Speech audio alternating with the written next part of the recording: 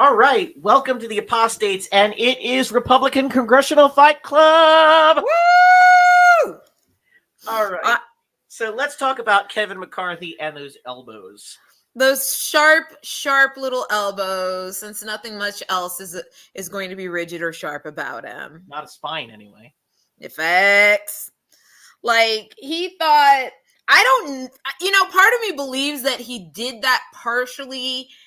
I don't know. There's also, listen, this is why that God did not let either of us be in Congress, because honestly, the group chat, even though what happens in the group chat stays in the group chat, we would have let that shit out on Twitter. Do you know why people like us are not in Congress? And why? I don't mean LGBTQ. I don't mean people of color. I mean elder millennials. Do you know why there aren't more elder millennials in Congress? Because social media got way too much information on our lives. Oh, not even that. Younger millennials were smart enough to limit the amount of information they put on the internets. But you and I, people who were born 1983 through 1988, no, we didn't think much about what we put on. No, we didn't. No, we didn't. I did not. I already know I can't run for shit. But if in the case that people stopped caring, I know in my case, I would have had, at this point, I'd make a joke about having a congressional fight club. I would have Sharice Davids as my second, and I would be at MTG. If I were feeling really ambitious, I'd be at MTG's door. Where you at, CrossFit bitch? Where you at? Oh yeah, no. I got an indigenous lesbian who knows how to fight with me. I am here. The champ is here. Literally. Would I get a local high school to be my drum line? I don't know. Maybe I'd save that for a special occasion. Maybe I'd roll up on I'd probably roll up on locals. I'd probably roll up on Maria Elvira's door. See, I see you were rolling, so I couldn't. But I'm just saying, congressional fight. If this is why they can't let us into Congress, because we would be trying to start a congressional fight club. I feel like there's got to already be a congressional fight club. Well, actually, there's a congressional workout club, and Mark Wayne Mullen got his fifis hurt. Oh dear Lord, that was just. I want, listen, Bernie, let the hoes fight. We did learn that Bernie knows the concept of a ceasefire, though. Yeah, that good for him. Let's expand on that, Bernard. We'd like you to expand on that. Yeah, instead of trying to stop these two bozos from beating the shit out of each other on the floors. Honestly, I wanted it to happen purely because I'm like, this man is going to try to fight a Teamsters union leader from church. You know what? Let that happen. Some people need to learn their lesson. Some people need to be humbled. It's like that scene in Titus when he's a baby and he's about to put a quarter in the socket and his mom tries to stop and his dad goes, no. Yeah, no. Well, go ahead, son. There, you won't do that again, will you? Will ya? Now, exactly, because I'm sorry. I love the idea of Bernie standing over Mark Wayne Mullen and going, well, the good gentleman of Oklahoma will learn not to do that again. You may take your seat, Mr. O'Brien. They never learn anything.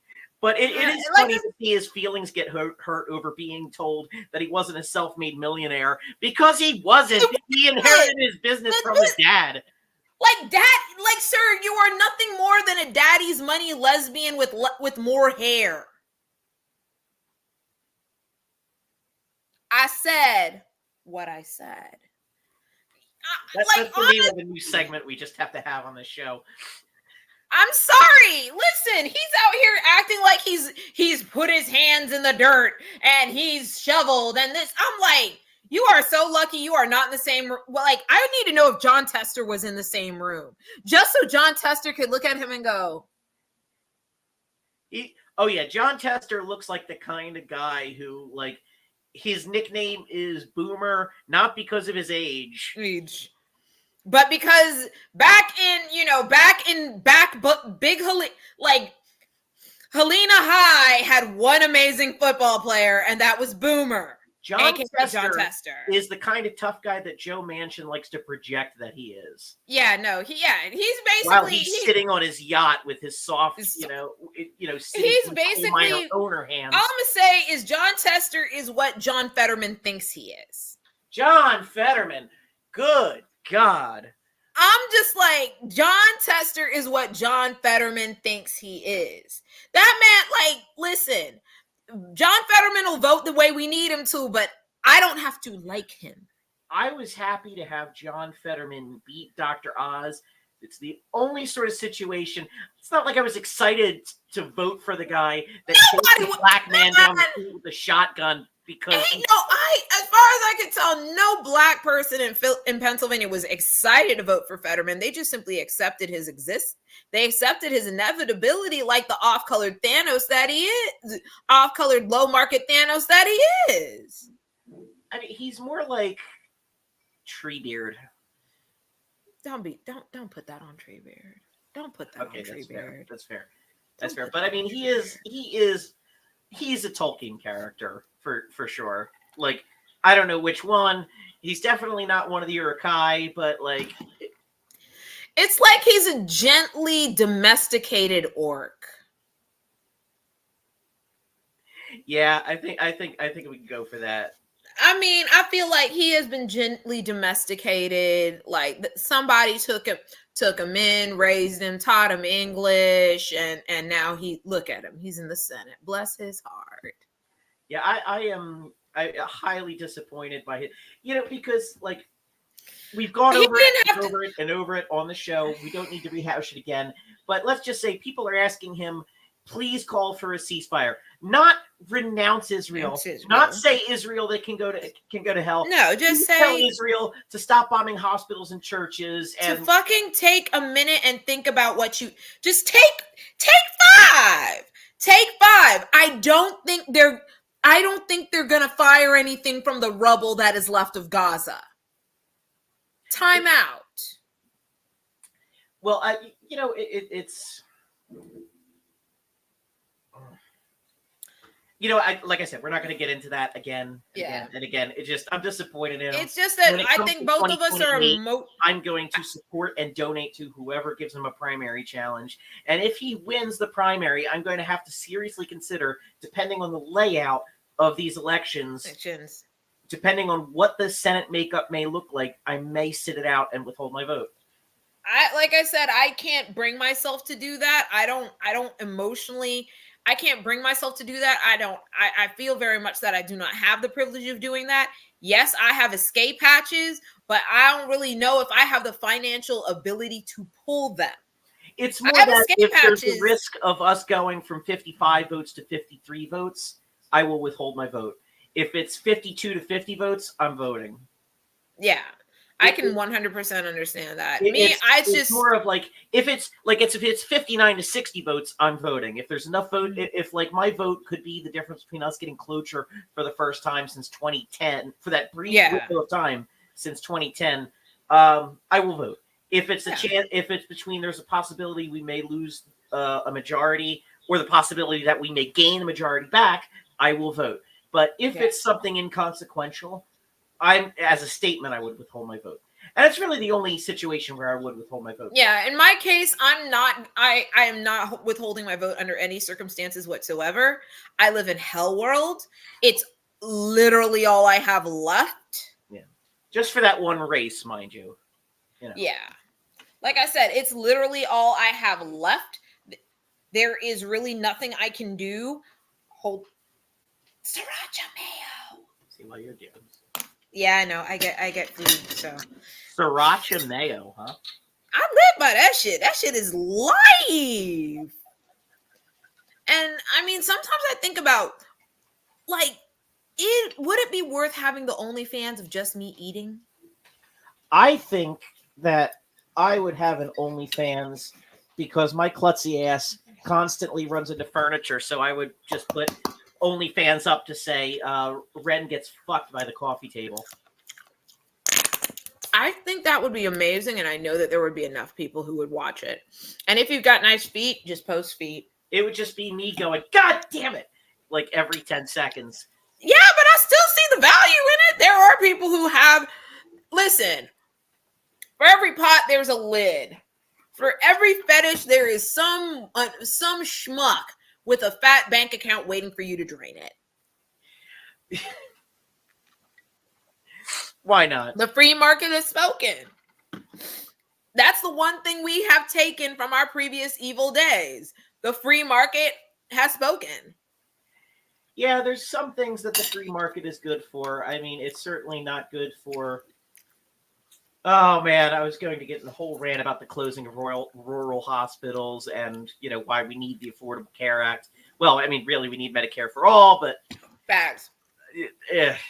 The whole thing. But like, they love to say that the free market will solve problems, except it doesn't solve problems. It's that same thing that the right now is roiling against, that Chicago and government-run food store. Right? Oh, it's socialism. It's socialism. Like, I'm sorry, but capitalism is what pulled those stores out of those markets that they weren't profitable in. And they want to say it's because of high crime, but we already know that crime is not the reason that they pull out of the markets. It's unprofitability. It's really not. Drink is not the reason that they pull out of these markets. We've seen it from the internal documents from this Target, was the whole blowing up of crime as a reaction to Black Lives Matter. It was basically, we can't legally ride through the neighborhood and set people's houses on fire. So we're going to make the neighborhood radioactive without setting a damn thing on fire.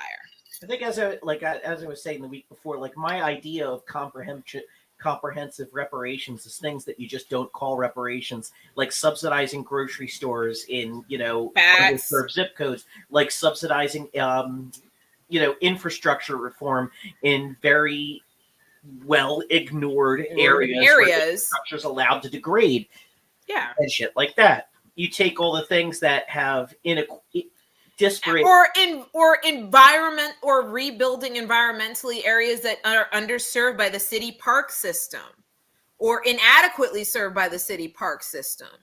Oh hell yeah! All these sort of things, like, you don't call it reparations. You can sneak it in under the radar of the system that has been built to make sure that a small minority has veto power over the most helpful and easily. That's the thing. A very vibrant and healthy populace is profitable. If you could put it in that terms, and if you could talk to people in those terms. Or increasing potential profitability from a previously underserved and underutilized community. First time home buyer programs have an incredible return on their investment. Yeah. You get people who would otherwise be able to own a home because they basically had all the generational wealth sapped out of their community. Mm-hmm. You get that, you subsidize their buying of a home, tell them, look, you have to stay there for X number of years in order for the subsidy, lose the subsidy, et cetera, et cetera, et cetera. Well, boom, all of a sudden, not only are they taxpayers, but they are permanent taxpayers who are probably going to pass that house, that property on in their family, and those kids are going to be property payers. Even when they're done paying their mortgage, they are going to be paying property taxes till the end of time. And it's the fact that also things like, well, we're going to reduce bail, so we're going to have compassionate release so that we can reduce bail and send people home to their families, where they're more likely to actually show up, where they're just as likely to show up for trial dates. They're less likely to miss their jobs. Means that they're going to have more money and time to sit down with the public defenders and be able to have the mental wherewithal to hang in there on those meetings and either come and get a more agreeable,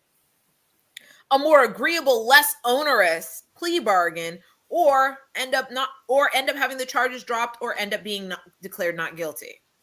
But government don't want to fund that, because that means N-words get something that they feel they don't deserve, and nobody wants. And Lord knows you don't want that. as you mentioned many times, dying of whiteness, all these things that would incidentally help numerous amounts of poor white people, they will refuse because they would rather be low on the ladder as long as it means they're above someone else on the ladder. They Yeah. would rather be king of the tiniest kingdom. They'd And rather be king of there. a shit. They'd rather be king of a shit pile than a man than be a homeowner in a garden. Yeah, they'd rather be king of a shit pile than a homeowning peasant of their own than a peasant that owns their own garden. I don't know how to track my point of view, where I came from to where I am now, ideologically, on any individual issue. But I know, like, I can point to myself as an example of someone something like this worked for. Now, I had already, the seeds had already begun to change for me. It's not like for this sort of situation, I only changed after I saw the impact it could have on me. I was already mostly there by this point. But I was helped out significantly by first time homebuyer programs back 8 years ago. It was a situation before I went back to school when I was Yeah. working retail, when I was making $11 an hour, and Oh wow. it was a situation where I would never have been able to afford to own a home ever. Not where I was in my career track. I hadn't gotten a raise in 4 years, and even if I did get a raise, it was not going to be by much. And you know, going back to school was a situation where I had to take on, in order to do it, $150,000 loans. That hadn't happened yet. But the point is that I either take on a burden of a huge amount of debt or just stay where I am with a lot less debt, but not being able to afford anything. Because I could barely afford, if I had gotten an apartment, it would be stretching my budget to the thinnest point. There was basically just no way forward. Well, first time home buyer program allowed me to put a lower down payment on a home.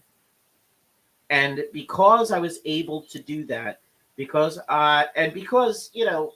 frankly speaking, I had a safety net. I had a family that could allow me to fail, and a lot of people don't have. Yeah. So it's not like it's just one program, but just to give Yeah. an example, this first time home buyer program put me in a home so that I had a place to live, where I had a mortgage that was lower than apartment rent, but I was also paying taxes. I was a productive member of the community, and I was able to, because I had a stable home, I was able to, while working, go back to school, get a better job, and it just worked out that way. Yeah. People's lives can improve if you allow them. I pay more in taxes now than the subsidies I got In for other that. words, you've more than paid the state back. Yeah, and I'm going to continue to because of the student loans. But I mean, even Yeah, so, but still. investment in people is exactly that. And, like I said, some people, I think it comes to, this is where I guess my awakening comes in. I think it comes down to a very toxic religious belief that if you don't have it, God never intended for you to have it, and you need to live without it. That's smarts. Like that's a horrible thing to think about yourself. You know. That's how I was raised. That's how the Southern Baptist Church indoctrinated my family and many others like it. If you don't have it, God never intended you to have it, and you need to learn to live without it. And that can go for, realistic things like perfect vision. Okay, if you don't have that, oh well, God, you were never meant to have it. Here's a pair of glasses. Move on. But when it comes to things like maternal health, when it comes to things like dumb laws, like the disparity in wheat, in crack versus cocaine, in, you know cash bail. Like, honestly, it stops making sense after a while. And you begin to ask yourself, are you saying that because you don't want it to happen for me and you like me this way? Or are you, it becomes a case of you no longer, you realize that this isn't about God. This is about what y'all are not willing to do. The This is vulnerable, about what you're not willing to vote for. the vulnerable are easy marks for anybody who wants to prey upon them. And I think, our former brethren in the conservative ideology would like to say that the government wants to put people on handouts because it feeds dependence. The thing is, Hand out or it, hand out. it's a launching pad. Yeah, Almost everybody who is on food stamps, for example, goes off of food stamps. Almost everybody, like, if you were to invest in people, they would grow. Most of them would grow.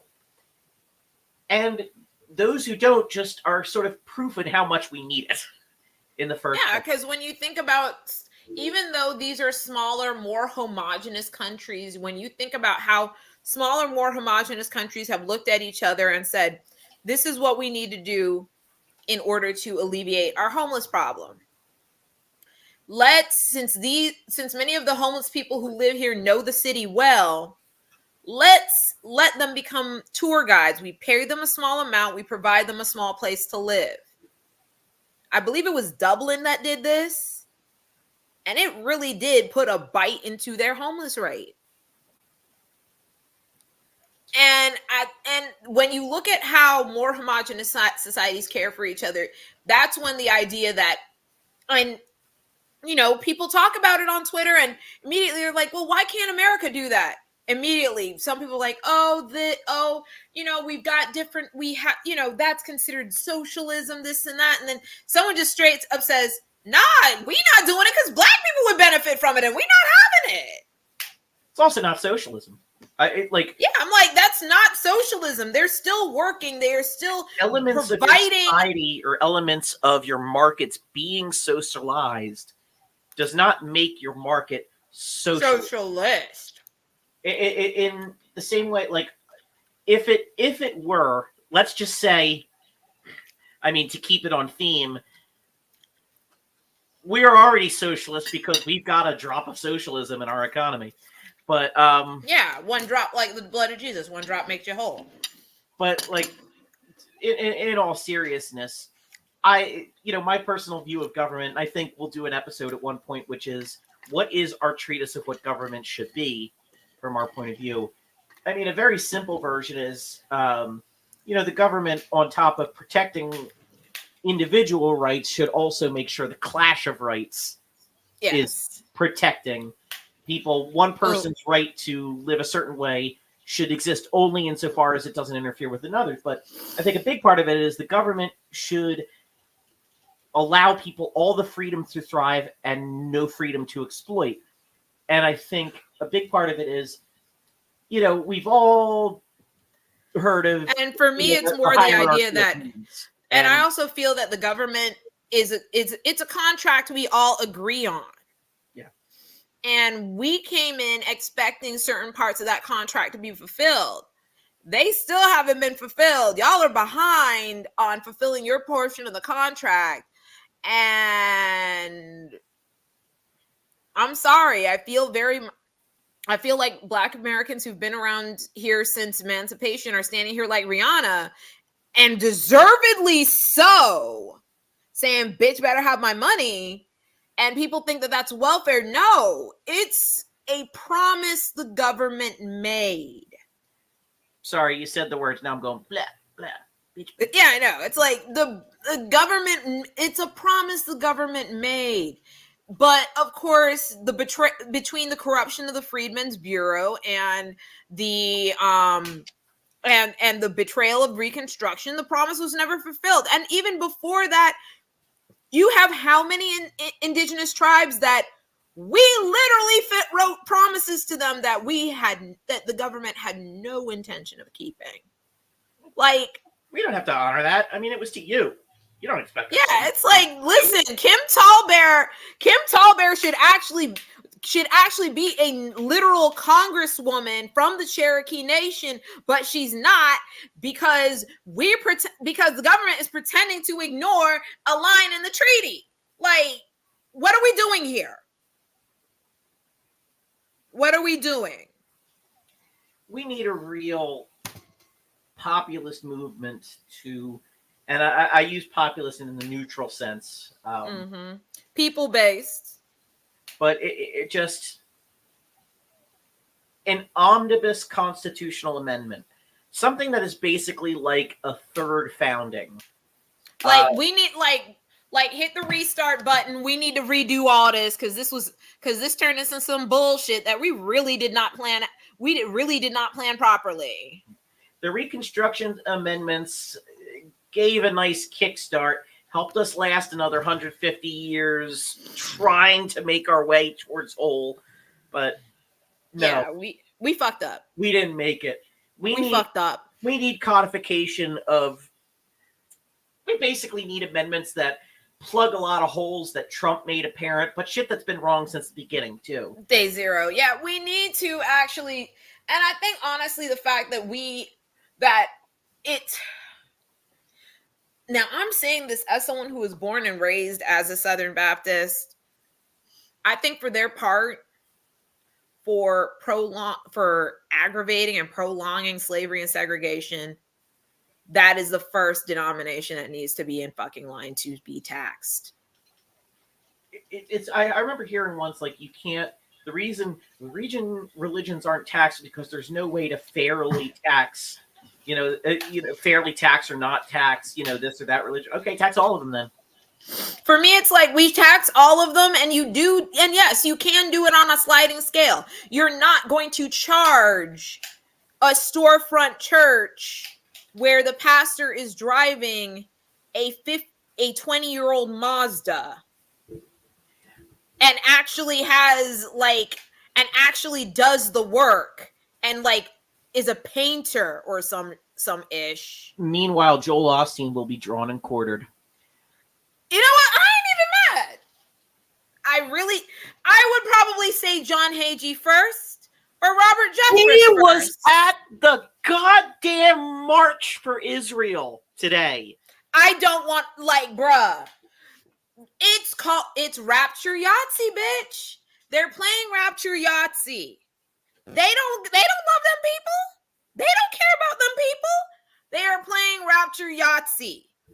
They are shaking things up and hoping it all comes out, that they get to expunge all the. In other words, they know there's an entire Church of the Nativity and various other holy sites there, and they know that the Palestinian Christians are literally, they're the oldest sect of Christians. They're the OGs. But I mean, I'd hate to. I just don't like having that conversation. John Hagee and all the people who are at the the Israel rally today don't even want to talk about how friggin' Israel treats African Jews. Oh no, baby, they don't. They don't. That's what kind of helped knock me out of the maybe Zionism is a legit political idea. You're gonna, yeah, my roommate's gonna murder me later, but whatever. It happens. It talks me out of the maybe Zionism isn't a legit political idea, is the fact that apparently seeing how Black Lives Matter got absolutely short-circuited in Israel. So many other countries were here for it. London, France, Australia, Korea.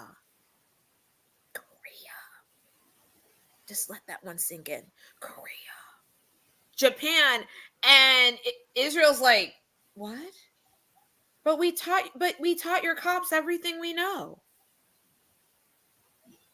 Them and Dave Grossman. I I've totally forgot about that little. I totally forgot about that pencil neck little man. Totally forgot about He his actually existence. spoke at my college. What was that even like? I just remember, like, this man is a penis. Like, that's just. I mean, Like, not literally, but almost literally. I look at that man and I'm just like, this guy's a penis.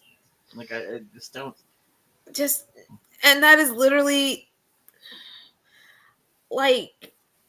Did Dave Grossman even like he was a lieutenant colonel in the Air Force? Did that man do anything besides pilot an actual jet and not just a PowerPoint machine? I don't actually know. I do know that Ron DeSantis in that little flight jacket. It's like, you were a desk jockey, motherfucker. Now, That I am pissed not me saying off. I never, like that made me want to apologize to Tom Cruise. Do you know how bad that has to be? Where I want to be like, listen, Now- Tom, this was not our idea. We didn't have nothing to do with this.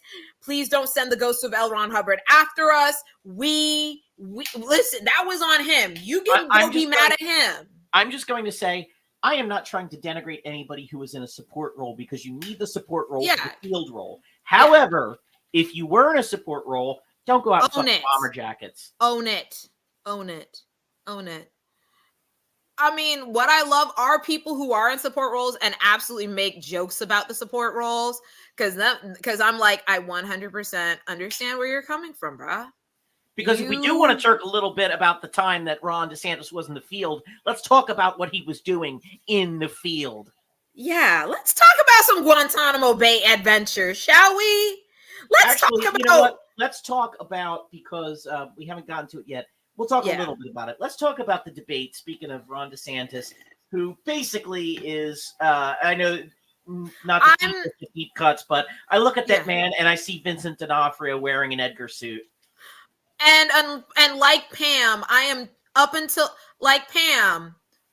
he got eaten by the bug, I'm trembling at home, hoping he doesn't beat the shit out of us, knowing he probably will.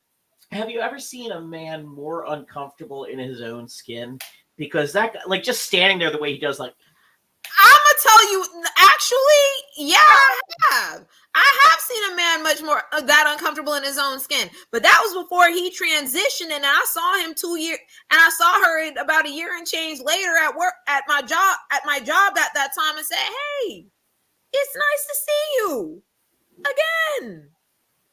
And bitch was happy as hell. Still had the slow, weird walk, but she was happy as hell.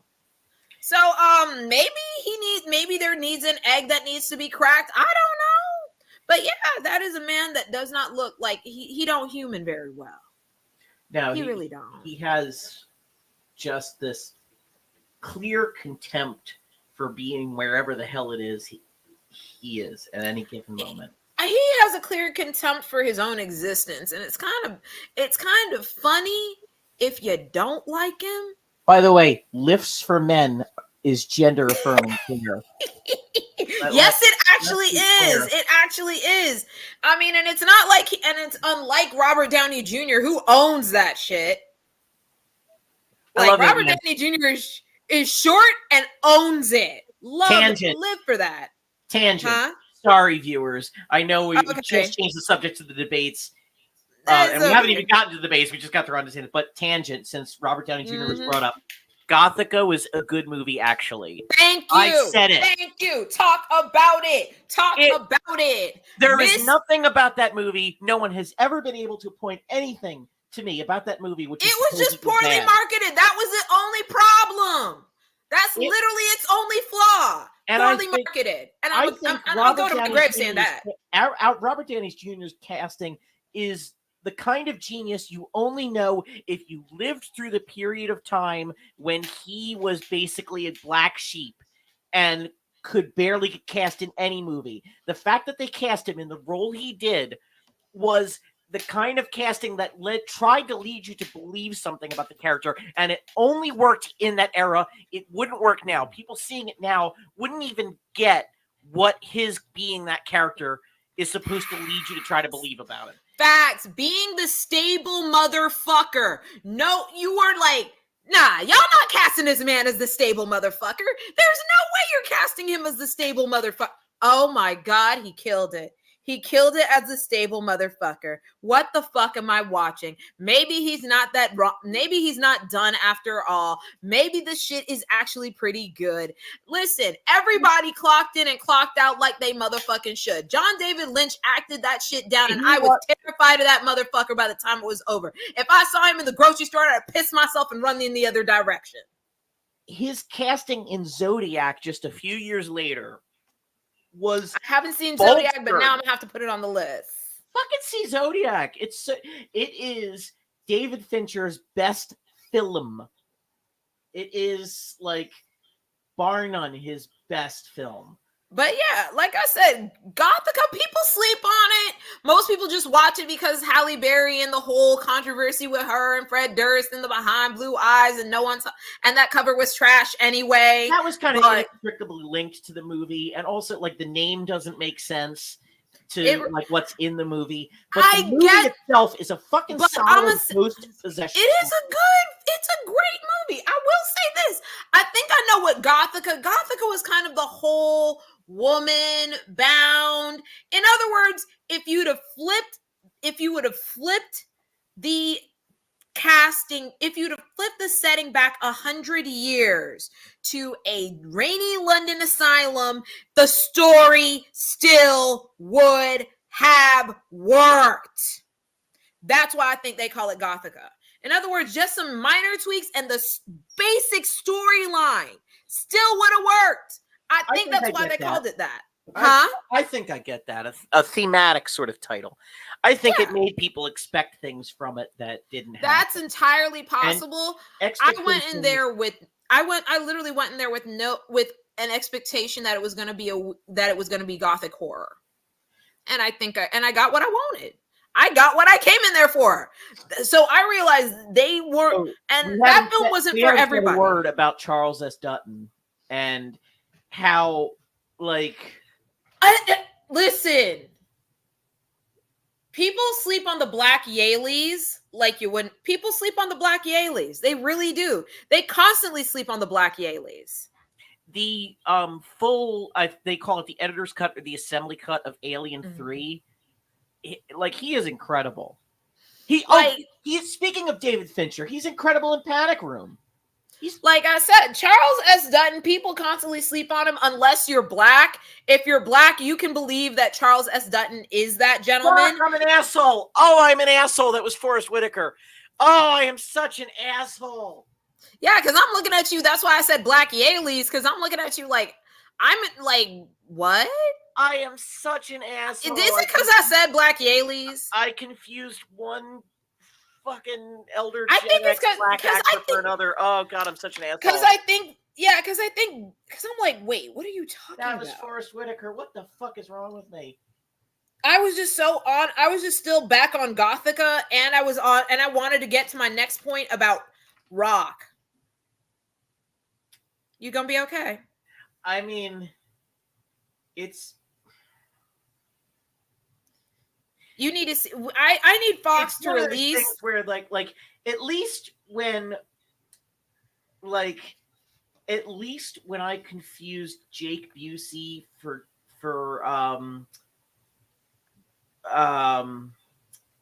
what's the actor's name? Something Pepper. Barry Pepper. At least when I confused Jake Busey for Barry Pepper, they kind of sort of looked alike 20 years ago. Yeah, that's true. But now I'm like, wait. There's a thing here where I'm a white person who just confused two Black actors who barely look alike, but don't really look alike at all. They don't. I will say, depending on the film, their styles are very similar. That's probably the only reason I'm even letting it go. Well, you know what? I don't know, because Charles S. Dutton he's so big, and Forrest Whitaker is so soft. No, I don't think. Maybe not the King of Scotland, but I guess because I don't know. I never really thought of I never really thought of Forrest Whitaker as smaller in style or stature or presentation. It's the soft spokenness. Forrest Whitaker is Yeah. really so great at that soft spokenness, and I don't think Charles S. Dutton has the soft spokenness. That's why you need to watch the entire series Rock. Watch the entire. I'm really mad at myself because I did a racism live on the internets, and and you did that. You did that. Yep, and that's why I'm going to tell you that you're going to need to watch the entire series Rock. You need to watch the entire series. It's about a black family, but it's dark. And it's good. And it takes place in Baltimore. So it's this dark, but really good, it's great. It's deceptive. It comes in like right in the middle, but then, bruh, when it gets dark, it gets dark. And these are not rich black people either. This is a garbage man and I think a nurse. So we're not talking people with serious amounts of cash. This is not the Cosbys. This is better. Isn't not the Cosbys what Married with Children's working title was? Probably, and I know that there is a porn film that exists by that name. Ah, right. Yo, there's actually Married with Children actually was remade episode for episode in Russia, and they went past the original run of Married with Children, and original writers from Married with Children wrote for the Russian version of the show. I don't even know what to do with that information. Like right now, you can do. But I will say that, fuck Riley Gaines and her stupid bullshit. But Married with Children, she always makes me think of Married with Children because whenever she is salty about how she tied for 5th with Leah Thomas, I think she's got this whole 4 touchdowns, 1 game energy. But the thing is, his team didn't actually win despite the 4 touchdowns, did they? I can't even remember. Because here's the thing, like, Riley Gaines, it's a skill issue and she's just beating herself up publicly. That's honestly all it is. Riley needs to just admit that she is simply beating herself up publicly for not being good enough. And the easiest, weakest target is Leah because Leah's trans and not the other 4 bitches. So I need Riley to sit with herself on that one. And that is shit I would tell her to her face. This is you beating up on yourself, and we all are watching your little self-flagellation, and I don't want to participate in your kink, ma'am. Sort of like the humiliation kink a lot of congressional Republicans seem to be. I swear, there is probably a circle of dominatrixes who are mad as hell that they are doing this in public instead of in private so they can get paid. Is it dominatrices? It could be Dominas. No, it could be Dominas, and it could be dominatrices. I can check. There are people I can ask. So I think it's Dominas, to be quite honest. To go back to the debate, Vivek Ramaswamy is really great at making people hate him, and I get that. Better than Suella Braver, almost as good at it as Suella Braverman. Yeah, you know what? For her getting fired, we had to get David Cameron back, and I'm not sure it's a good trade. Yeah, that seems like a shit ass trade. And I know right now that. Oh, you know what though? It could have been worse. We could have gotten Tony Blair. I thought he died. Wait, hold on. We're checking. Tony Blair. No, he's alive. He's alive. You know what? I appreciate his silence then. He won't outlive Kissinger because nothing will. Nothing outlives Kissinger, apparently. But you know what? I appreciate Tony Blair's silence. At least he's not like George W. Bush going around and talking about shit like when George Bush opines on Israel-Palestine, sit this the fuck out. No, I don't know. I don't want W's opinion on this. I want W's opinion on the last World Series. I want that. Give me that. I'll listen to that. But I'll even listen to his opinion on did we misjudge DeMarco Ryans? Like, I'm willing to hear W out on that. But no, I do not want his opinion on fake-ass Connecticut Texan.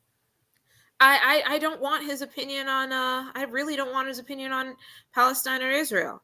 Like, I'll even take cosplaying as a Southerner is some real Duck Dynasty bullshit.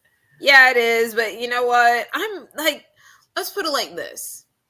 I'm willing to let it go.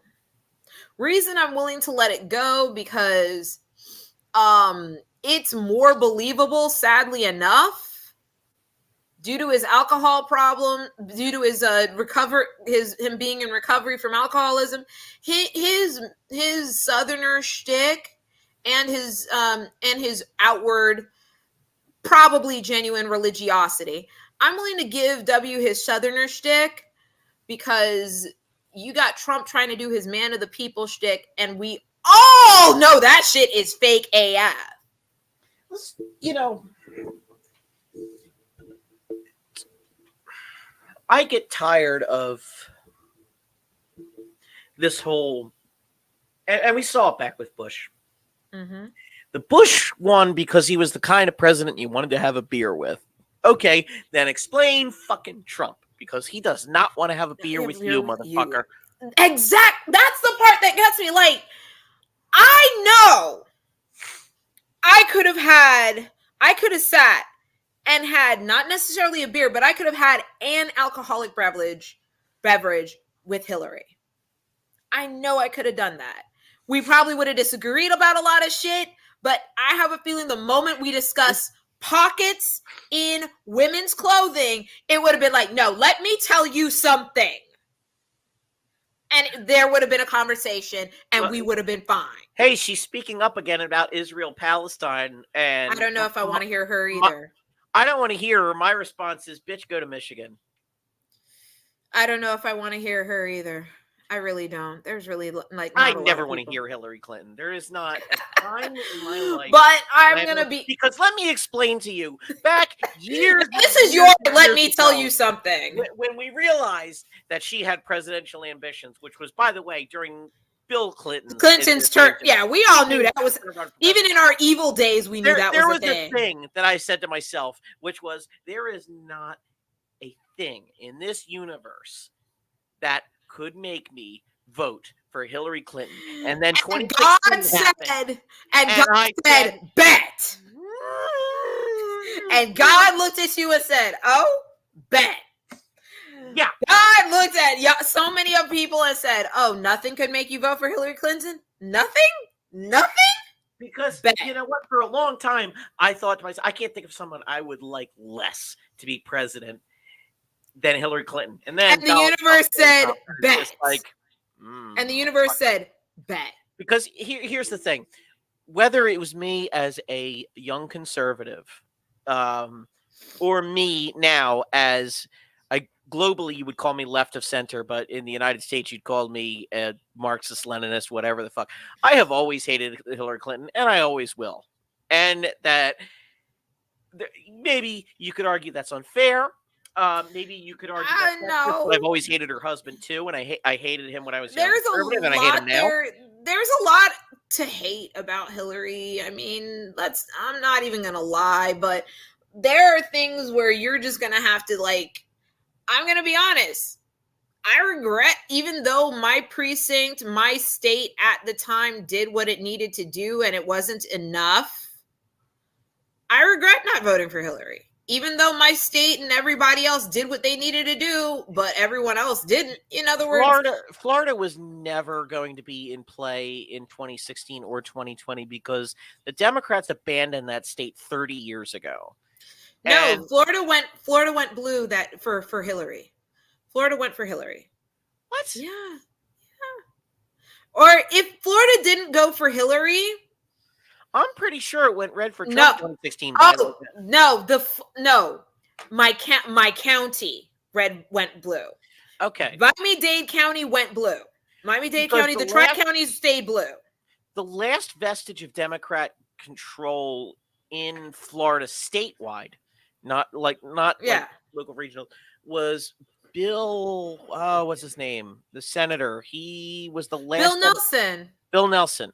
Bill Nelson. And he was replaced by Rick Scott. Scott. Eh, Yeah, like So there's once still a Bill Nelson possibility a Democrat could win, but it would require the DNC to spend some and amount to of actually, money. yeah, and they don't really feel the need to. They don't want to do it, and they really should. Because what's going to happen is this: the black people with means have basically left Florida. They're gone. The black people with means have already left. And liberal LGBTQ people are either dying or they're packing or they're trying to find ways out. What with the mass shootings and being chased off college campuses, you know. And like I said, liberal parents in Florida are telling their children, I'm not bringing in any material from FSU, UCF. I'm not doing it. I may have gone there, but I'm not sending you there in good conscience. Democrats have a chance to avoid the same thing happening in Ohio. They And really do. The only reason they're not blowing it is because the Supreme Court overturned Roe. And I guarantee you, that is the only thing mobilizing voters to keep Ohio somewhat, possibly, maybe sort of, because they did elect J.D. Vance. They did elect J.D. Vance, but that's because what's his face shot himself in the foot. But and individual districts have managed to hold on to their representatives. Lord knows, I believe her name's Shanice is holding on with her toenails. I believe out here was Nina Turner Ohio or yes, she was. Okay, yeah, Ohio had their chance there. And to go progressive, but I mean, they decided to just stay regular, mainstream, regular. Who was it that went against Ron Johnson for Senate in Wisconsin? Mandela Barnes. And again, it was a case of if Democrats had only invested a little bit more. And honestly, it was a case of where Mandela Barnes truly did have a fighting chance. Oh, Mandela Barnes could have destroyed him because much in the way of Ted Cruz, Ron Johnson is a moron who nobody likes. And nobody, I don't know anybody who's like, I want to collab with Ron. I don't even know anybody in the Republican Party that's like, I'd love to collab with Ron Johnson. It's not like John Tester, who everybody's like, wait, who is that? And then you remember who he is, and you're like, you know what? I like him. He cool. See, John Tester is the sort of idea of a Democrat who could be voted in a red state who isn't an abject piece of shit like Joe Manchin. Yeah, and that's it's one of those situations where you don't have to be a Republican light to be a Democrat who gets elected in a red state. You have to be a populist, and I keep pointing this out. And again, I don't want to sound like James Carville because I fucking hate James Carville. But does anybody ever actually like James Carville? He had a point that was correct. It's the economy stupid. And as much as it's not fair, people's outlook on the elections really does depend on the economy. That's why it's like I already know that. I mean, will I be kicking John Tester $5 this cycle? I always do, because he's one of the only people that actually says, hey, listen, I know shit's expensive. John Tester is the kind of guy who looks like he could beat a motherfucker with another motherfucker. Listen, if I were in the Senate division of the Congressional Fight Club, I would have John Tester as my second, and who would be my hype woman?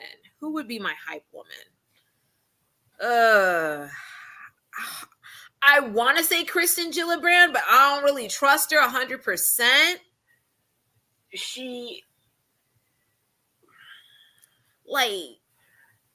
What I will say about the Al Franken thing is Al Franken was the necessary sacrifice we needed to make because in order to maintain what we got. Look, it's not fair that we have to play by a stricter set of rules than Republicans because they don't play by the rules. But ultimately, when it comes to electability in the Me Too era, when it was Roy Moore versus Who was he running against? Doug Jones, bless Jones. his heart. When it was him Bless against his Doug Jones, heart. we needed credibility in the Me Too movement. And as much as Republicans don't play by the rules and don't abide by the rules the Democrats play by, we needed the kind of credibility that would attract the voters who fall prey to Republicans' admittedly incredible messaging machine. Yeah. And the fact is that Al Franken was in a solid Democrat seat in a solid Democrat state with a Democrat governor. We were going to be rights. By all rights. And as much as I hate to say, Al Franken may have been a valuable senator, but no amount of asking great questions while grilling witnesses is going to win more seats to install more judges that will prevent judicial takeover by the Heritage Foundation. Yeah. Anybody in that seat will vote the way that Al Franken did. I hate to say it. I loved Al Franken as a senator. Yeah, honestly, anyone could do what he did and vote the way. Yeah, I think probably you could put up a picture of You could pretty much I think I want my hype man to be Chuck Schumer. Yeah. I know. I mean, I can't really think of my second is John Tester. Okay, no, my hype man would be Cory Booker. Yeah. Cory Booker could do it. You could. For Congressional Fight Club. My second's John Tester. My hype man's Cory Booker. I'm beating everybody's ass. Cory, you bringing your girlfriend later? No, it's fine. We want to talk to you, Cory. We swear we want to talk to you. But just tell me, are you bringing your girlfriend later? Like your real girlfriend, not like Tim Scott's girlfriend. Oh God! Tim Scott finally admitted what we all already know and suspended his campaign, right?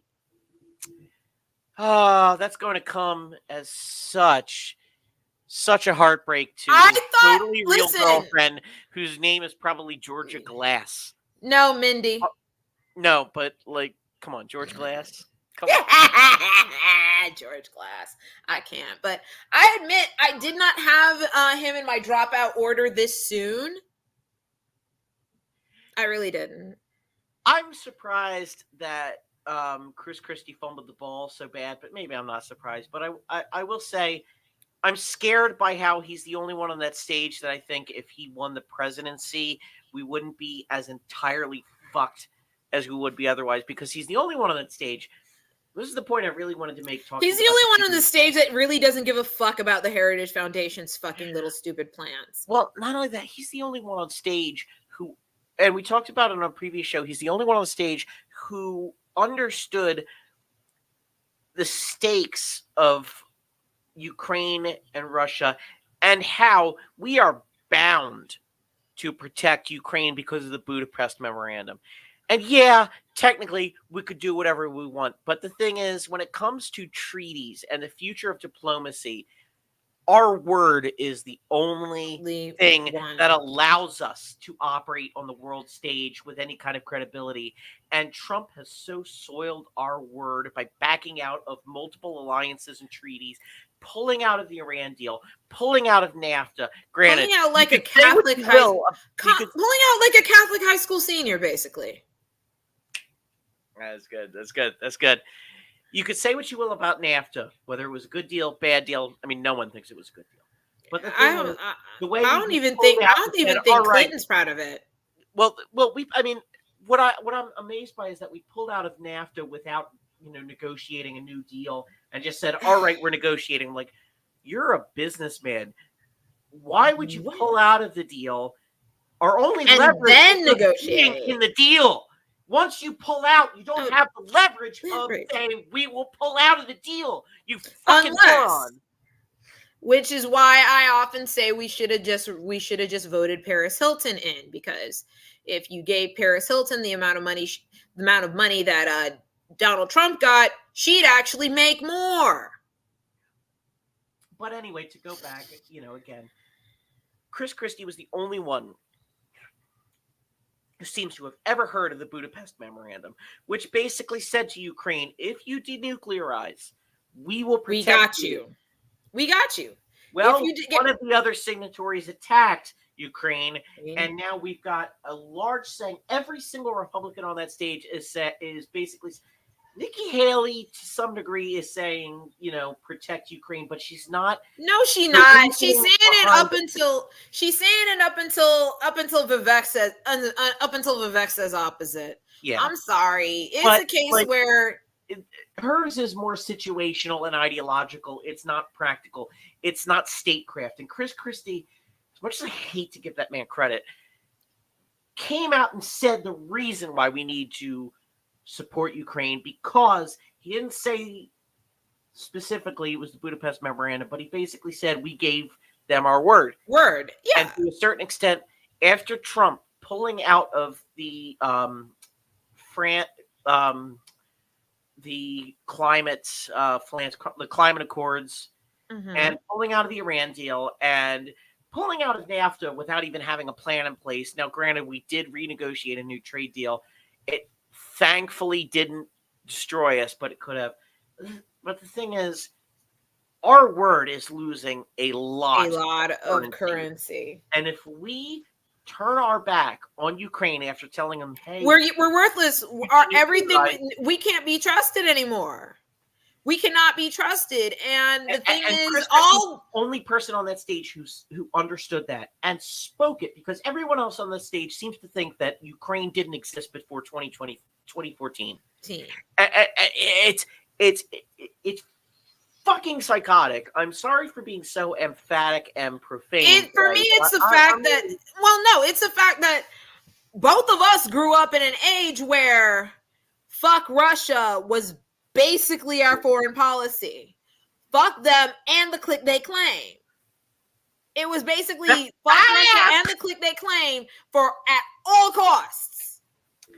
Because much like the Wu-Tang, we should be a country with which you do not fuck. And they decided, and then all of a sudden we get this little gossamer haired jerk ass who doesn't know shit from Shinola and is probably experiencing the early stages of mental collapse as we speak and tertiary syphilis. It's in the brain. Look. Ooh, okay, no, you're right. It could be tertiary syphilis. Look, Joe Biden has never been considered a genius. So the fact that he's having a mental decline is strictly attributable to his age slowing him down. Donald Trump, on the other hand, oh no, that gentleman, God, he was already a dumbass. That gentleman has a speed addiction. That gentleman, I believe, has a wild speed addiction that has rendered him impotent and incontinent.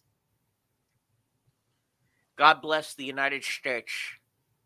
And he's probably, and I'm saying this as one diabetic to another, I do think that he is an untreated, poorly managed diabetic. I said what I said. And there is probably more plaque in that man's brain than in the mouths of 15 children that have not brushed their teeth in 3 weeks. It should be easy to find since it's so smooth. Like, honestly, it is basically, his brain is basically a baby, a poorly neglected baby tooth, smooth and full of plaque.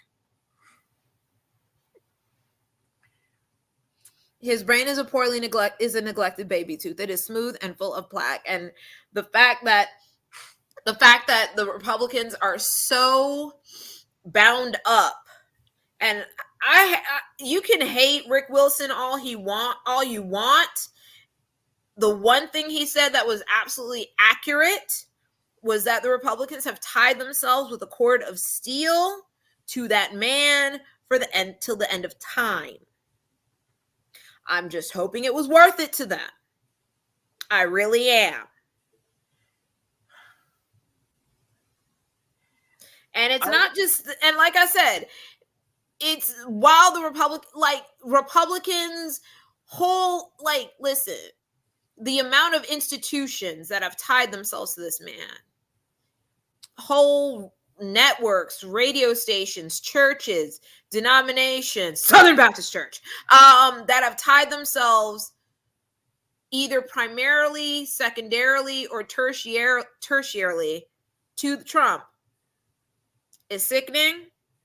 And when he falls, a lot of these motherfuckers are going to fall with it. It's like the late Colin Powell said, do not tie yourself so close, do not tie your ego so close to your position that when your position falls, your ego falls with it.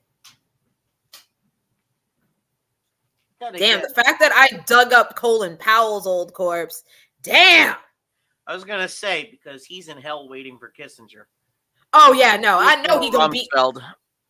Listen, I'm personally like, I mean, I'm not one. I mean, I like a good fight too, a good afterlife fight too. But after I watched the replay of Princess Diana beating the snot out of beating the snot out of death match. Is this? Oh yeah, no. I am like I need MTV if they decide they are not going back to music ever again. I need an Afterlife edition celebrity death match. We absolutely deserve an Afterlife edition celebrity death match. I need Princess Diana versus Queen Elizabeth with special cameo appearance by Prince Philip.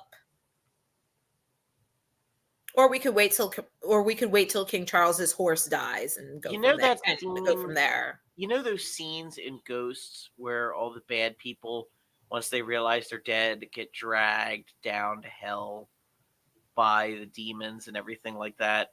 Yeah, the end of Ghost. I swear, I hope that there's at least a moment of that for Elizabeth. I hope that the Kenyans that were dead during the Mau Mau Rebellion, like, got to look at her and do that thing like Patrick Swayze did, where they look on her with pity right before she's about to get dragged down to hell by the demons. Like I said, personally, I'm just here for the Afterlife death matches. Like, I need the death matches, and I know the death match between the three-way table, ladders, and chairs match between Colin Powell, Kissinger, well, actually, it'll be a battle royale because it'll be Casper Weinberger, Kissinger, obviously, possibly McNamara. They might drag his ass into it too. Who else? We might have a Smedley Butler cameo. Oliver North is in there too. Oh yeah, no, he's not dead yet, but when he gets there, I think Colin Powell's going to beat the snot out of him at the gates. I think there's going to be some on-sites. Like I said, the Afterlife. I think the Chileans are going to hold Kissinger down while everyone just body shots him in the fucking kidneys. That's unfun, though. That's unfun in my book. The Cambodians have the right arm while the Chileans have the left arm. I need like an actual, like a fight that he thought he could win. He thought he had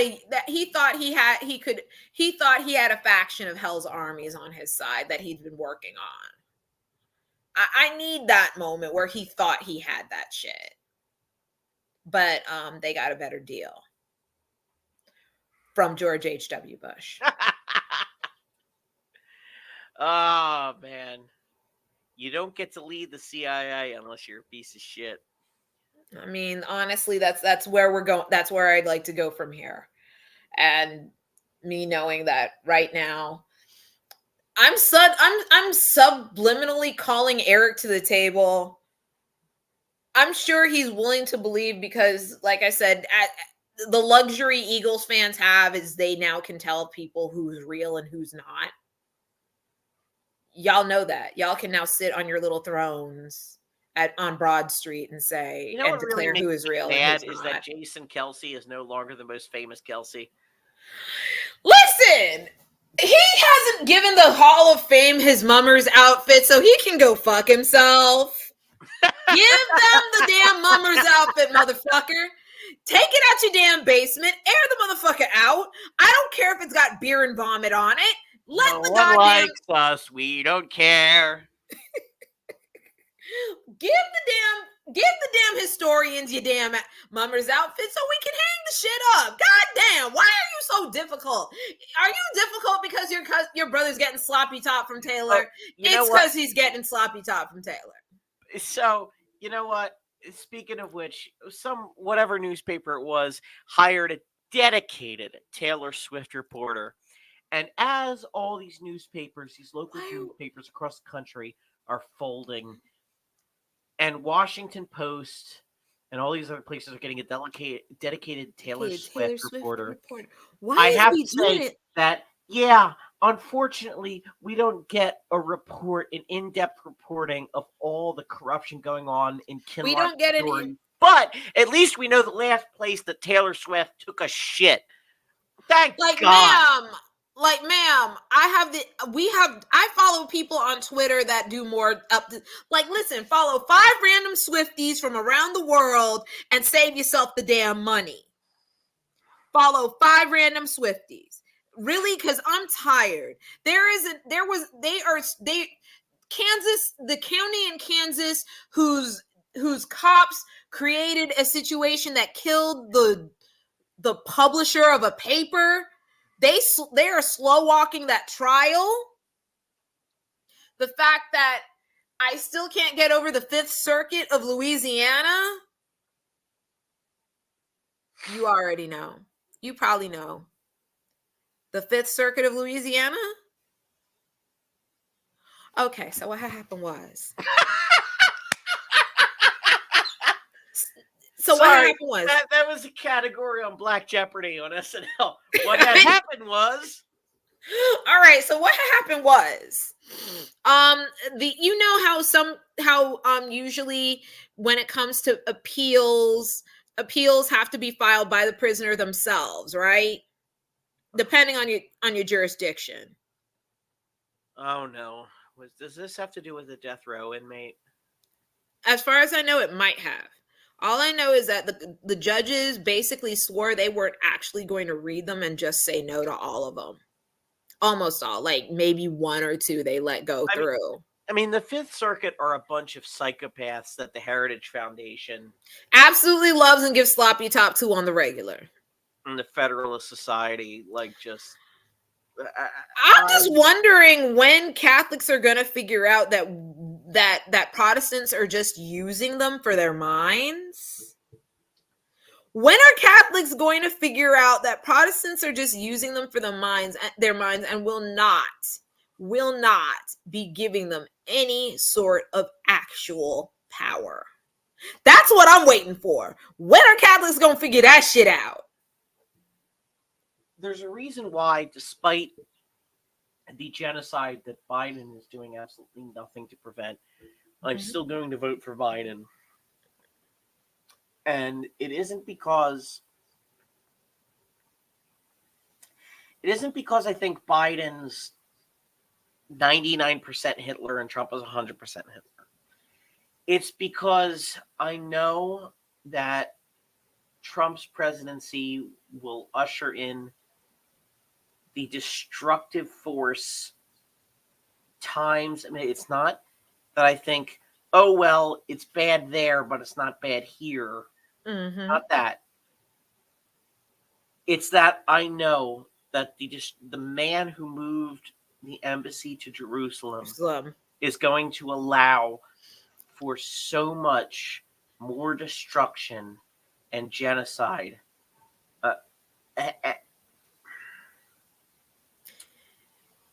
We'll talk about it more in a later episode. I don't begrudge people who do not wish to vote for Biden after this. I really don't. And I'm not judging.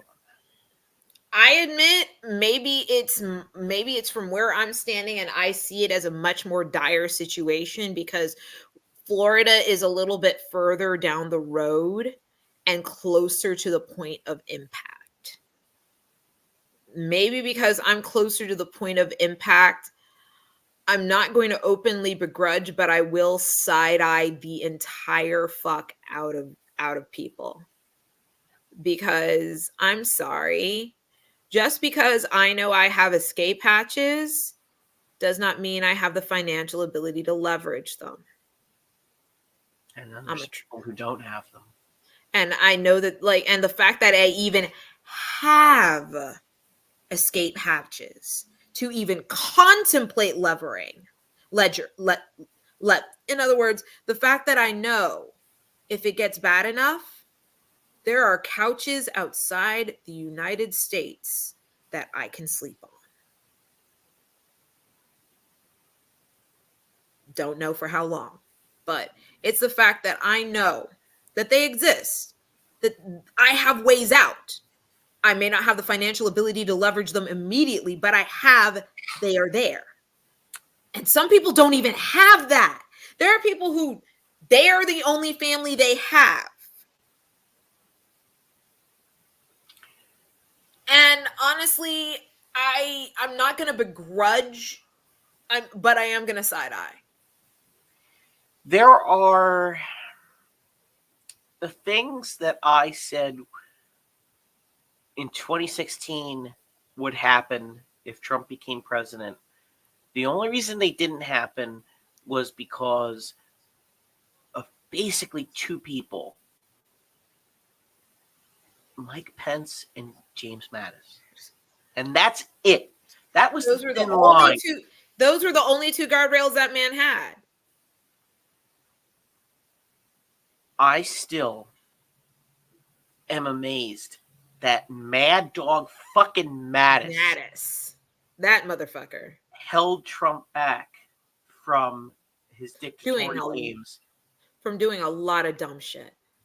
And I think the fact that he was defeated in his goals only made him madder. Yeah. And it's sort of like the January 6th was the beer hall putsch.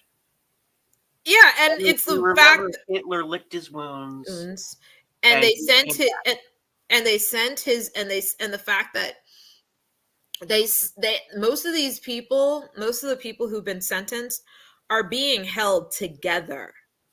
They are not being held separately. They have not been scattered across the country like a sane person would. They are being held together, y'all. It's not the Evan McMullins and the Mitt Romneys who are holding the party. It is the Marjorie Taylor Greenes and the Matt Gaetzes and the Mike Johnsons who are holding the party.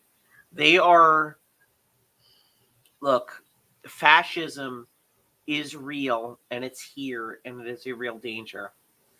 And I am not here to vote shame, but I am here to say that it sucks having to always be the fucking bulwark between not fascism and total fascism.